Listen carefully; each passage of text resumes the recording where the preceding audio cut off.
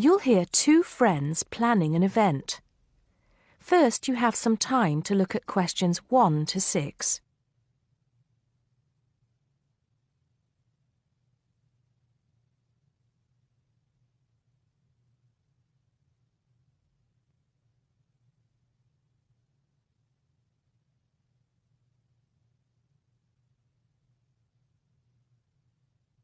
Now we shall begin.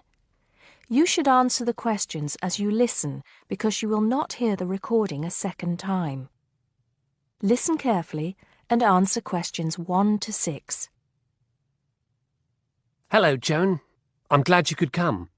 Hello, Peter. What's up? Is something the matter? No, everything's fine. It sounded urgent on the phone. Did it? It's just that I've had this idea and I wanted to see how soon we could get it off the ground. Well, don't keep me in suspense. You know they're planning to close down the local clinic.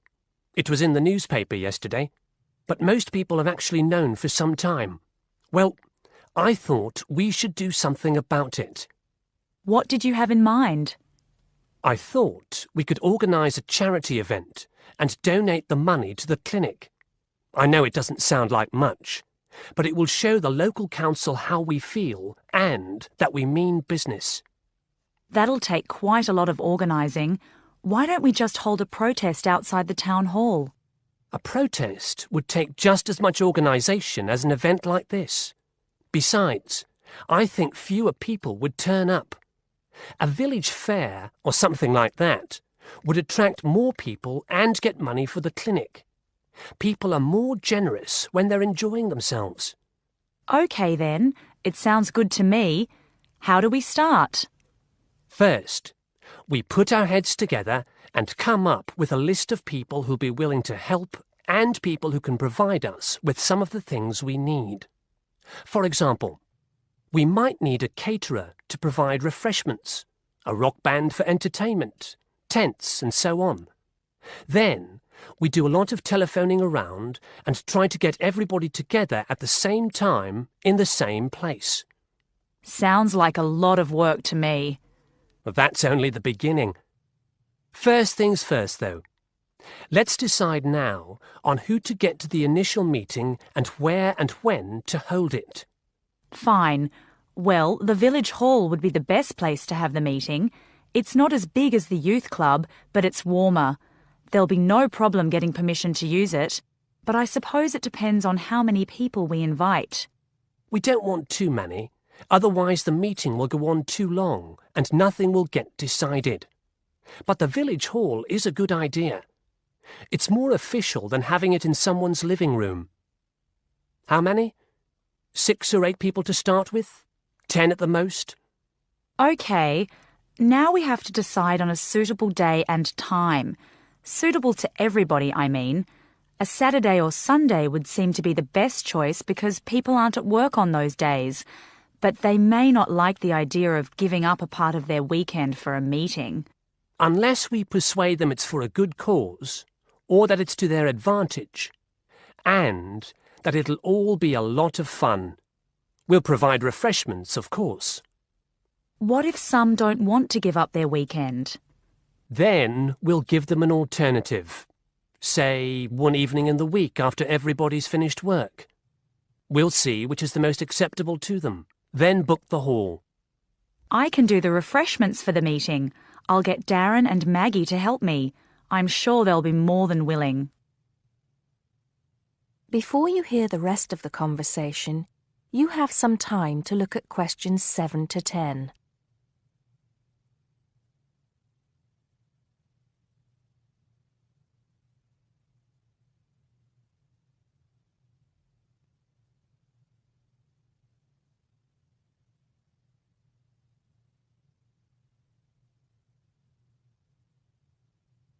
Now listen and answer questions 7 to 10.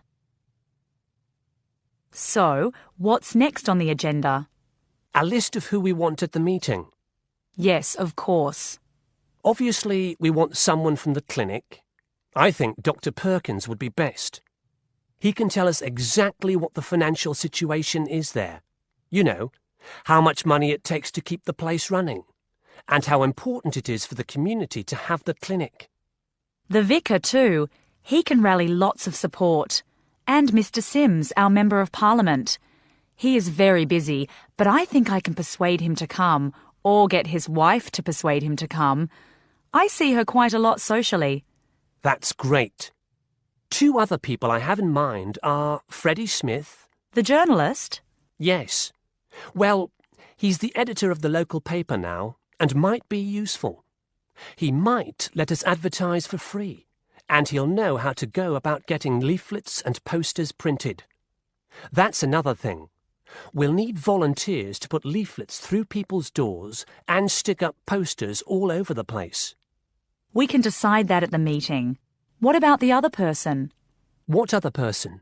You said you had 2 people in mind, Freddie Smith and... Oh, yes, Mr. Gates.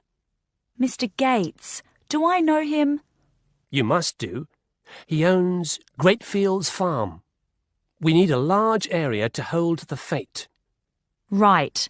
So how many have we got then? 7 or 8? There's Dr. Perkins, Mr. Sims, that journalist. Freddie Smith, you mean? Yes, him. And the vicar and Mr. Gates, the farmer. That's only 5. There's you and me. That's 7. That will do for now. Let's start making phone calls. That is the end of part 1. You now have half a minute to check your answers.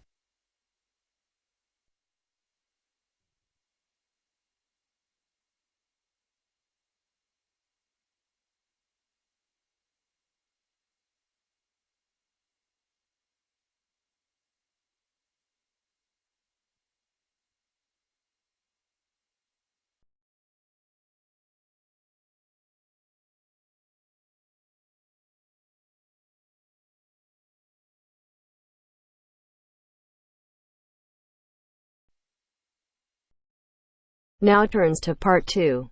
Part 2. You'll hear a lecturer talking to students about a printing process. First, you have some time to look at questions 11 to 15.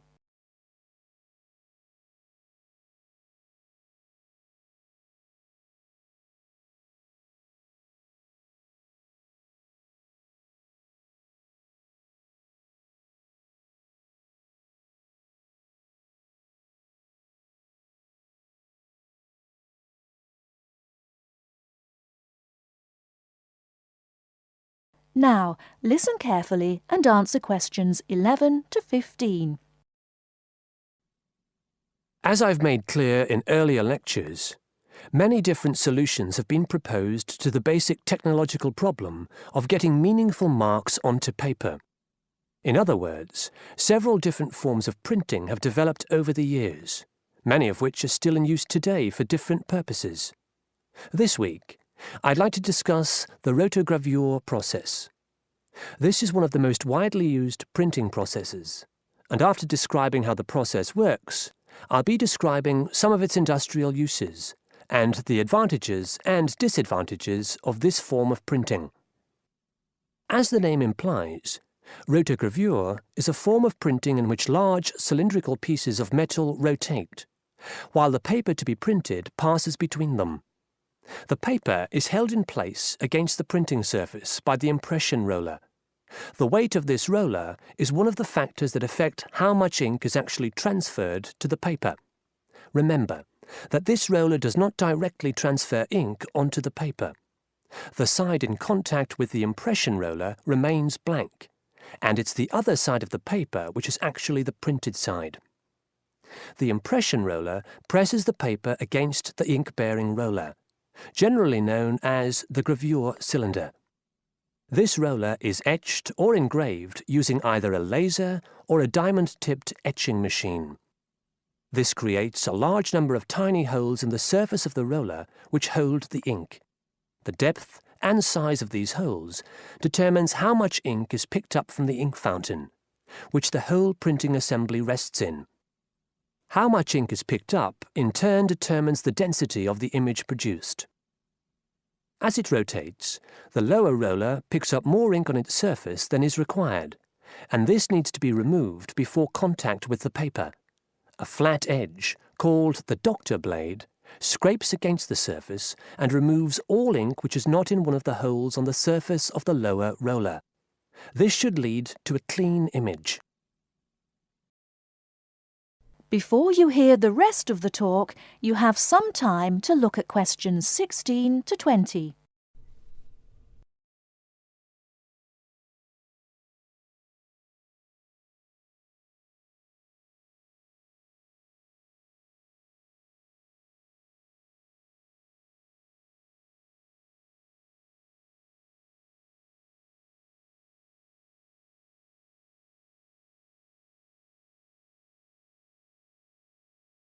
Now listen and answer questions 16 to 20.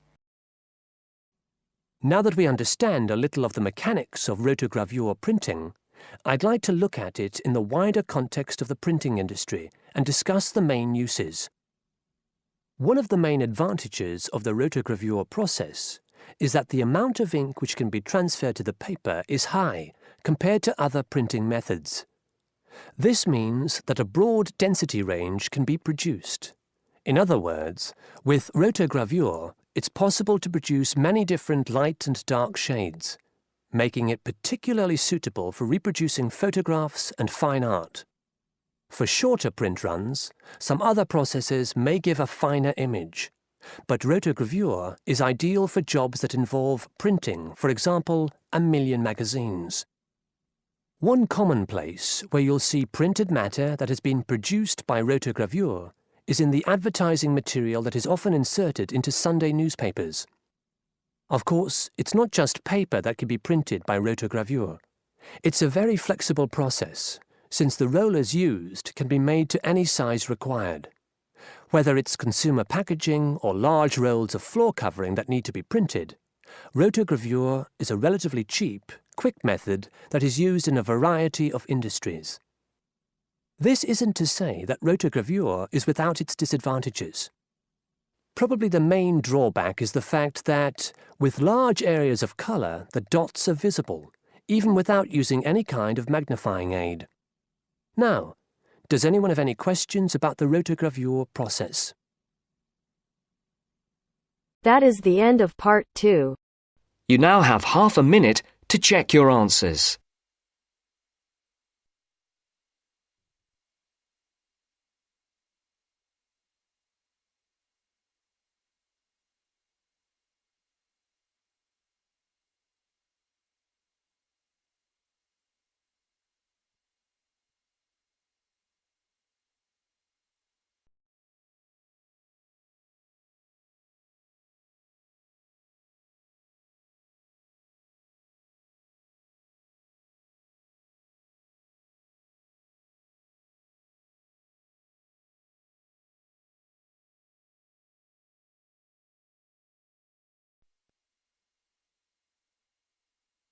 Now turns to part 3. Part 3. You'll hear a lecturer talking to students about America in the 1960s. You have some time to look at questions 21 to 26.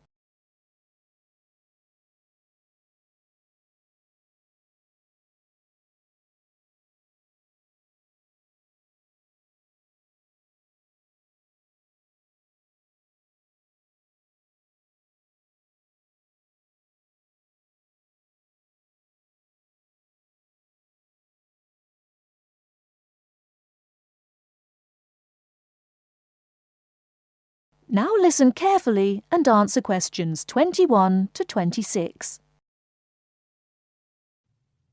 We begin our examination of America in the 1960s with the usual caution. There is no sense in trying to understand any decade without looking at what came before. Those of you who still have outstanding coursework on the 1950s would do well to complete it now, if for no other reason than it will help make sense of the next series of lectures.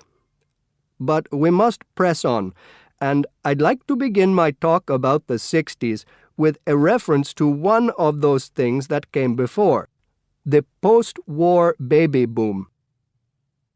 With the end of the Second World War in 1945, there began in the USA an era of perceived prosperity and security. In short, people started to feel that the world was a much better and safer place to bring up children. So, at the start of the 60s, all those children born in the baby boom, 70 million in the US alone, were teenagers. As the 60s progressed, and as this large number of people approached adulthood, there was a noticeable shift in the balance of power, and young people began to have a voice in ways that were not considered possible in the more conservative atmosphere of the preceding decade. Things were moving forward at a rapid pace. The literature of the time brought out all the taboos. Everything was covered, such as race in, for example, the book To Kill a Mockingbird. The role of women changed, and equality for women, well, let's just say that once certain books were published, women were no longer going to be satisfied with their roles as devoted wives and mothers. Through literature alone, the whole fabric of society was challenged, and by the end of the 60s, things would never again be as they had pretty much been for the preceding 40 years. It was a decade of protest, civil rights protests, feminism, the rights of minorities, the Vietnam War. All these causes led to peaceful and not-so-peaceful protests on college campuses and elsewhere. People had been given freedom of speech, and they were going to use it. The crime rate rose to 9 times what it was in the 50s, as respect for the old order faded away. But it was also a time of great development. In medicine, the 60s saw the first heart transplant. In technology and the space race, where we saw the first American in orbit and lasers being invented at the start of the decade, and the first man on the moon, and the first primitive internet at the end. Before you hear the rest of the talk, you have some time to look at questions 27 to 30.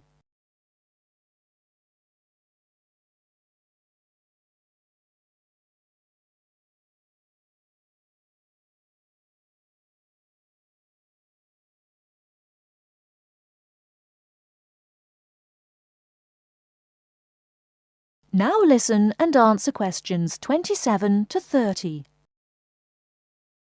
None of this, good or bad, might have happened if things in 1962 had gone slightly differently. On October 16th, President John F. Kennedy met with his closest advisors at the White House. They had obtained photographic evidence showing that Cuba was building or installing nuclear weapons. It was widely believed that Cuba was preparing to fire these weapons at cities in the USA. Kennedy was faced with 3 choices: to try to resolve the crisis diplomatically by negotiating with Cuba and the Soviet Union, to take action to block the delivery of more weapons into Cuba, or to attack Cuba, destroying their weapons. Believing that the first option would end in failure and that the third option would lead to war, it was the second option that Kennedy chose. In doing so, he succeeded in preventing the buildup of more missiles. The Soviet Union then withdrew the weapons from Cuba. Most historians agree that if Kennedy had acted differently, the episode would have led to a full-scale nuclear war between the United States and the Soviet Union. Millions would have died, and the world would have been changed beyond recognition. That is the end of part 3. You now have half a minute to check your answers.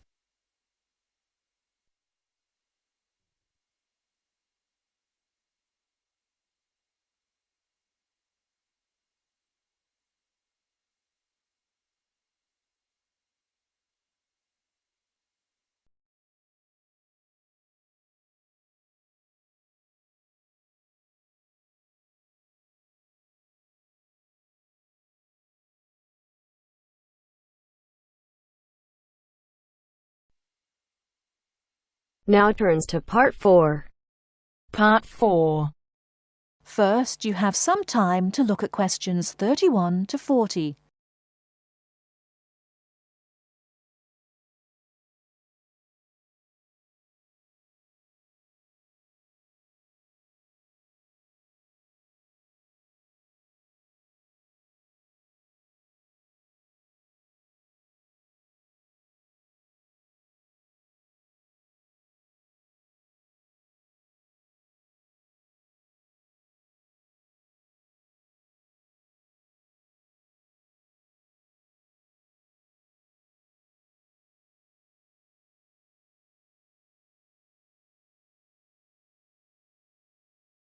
Now, listen carefully and answer questions 31 to 40. The word thesaurus comes from Greek and means treasure house. So, to tell us more about Roget's thesaurus is linguist Dr. Cindy Channer. Now then, Cindy, we know Roget classified the English language. Well, the 150th edition has just come out. It sold 32 million copies. Yes, that's right, 32 million. What is it? Roget's Thesaurus. Now, Roget's Thesaurus is a type of dictionary in which words with similar meanings are grouped together. The word thesaurus comes from Greek and means treasure house. So, to tell us more about Roget's Thesaurus is linguist Dr. Cindy Channer. Now then, Cindy, we know Roget classified the English language, but what do we know about the man himself? Well, Mr. Roget, or to give him his full name, Peter Mark Roget, was a very interesting man indeed. He grew up in London, he was French, and he spent his early life in a French community there. He later travelled all the way from London to Edinburgh to study medicine at the university there, and graduated when he was 19 years old, and he later went on to become a founder of Manchester Medical School. So his life focused around his career as a doctor? Well, actually, no. Roget had a very wide range of interests indeed. In fact, he was a writer and wrote about many topics such as bees, the kaleidoscope, and even perception and feeling in animals. And he was an inventor too. In fact, in 1814, he invented an early version of the slide rule. The slide rule? Yes, the device that can calculate numbers. Then 10 years later, he developed a prototype for the cine camera, and he also got involved in a range of different projects. For example, he became head of a commission investigating London's water supply, and he developed a method of water filtration through sand. And he was involved in the area of education. He was one of the founders of London University. And do you play chess by any chance, Mark? Yes, I do. Well, Roget invented the travelling chess set. So next time you're playing a game of chess on a train, you have Mr. Roget to thank. So, how did he actually find the time to classify the English language? Well, he only turned his full attention to the thesaurus when he retired, and that was when he was in his 70s. So what inspired him to write the thesaurus? Well, Roget believed that he should bring as much happiness and knowledge to the greatest number of people. So, during his career as a doctor, he gave free treatment to patients who couldn't afford to pay. We also know that he set up a clinic to help poor people to recover from operations and serious illnesses. Basically, he wrote the thesaurus to help people learn. He aimed to help those who needed practice in writing. He believed that writing skills would help people become more independent and lead happier lives. How popular is the thesaurus today? Well, it was first published in 1852 and it has never been out of print since. In fact, the book has become more popular with each edition that comes out. The invention of the crossword puzzle in 1913 certainly helped to increase the sales figures, though. I think the main reason why it is so popular is that it's thematic. So you can come across words that you've never even thought of when you began looking for the word in the first place. Thanks, Cindy. Now join us again after this short break, when I'll be talking to Derek Spode, chairperson of East Anglian News. That is the end of Part 4. You now have half a minute to check your answers.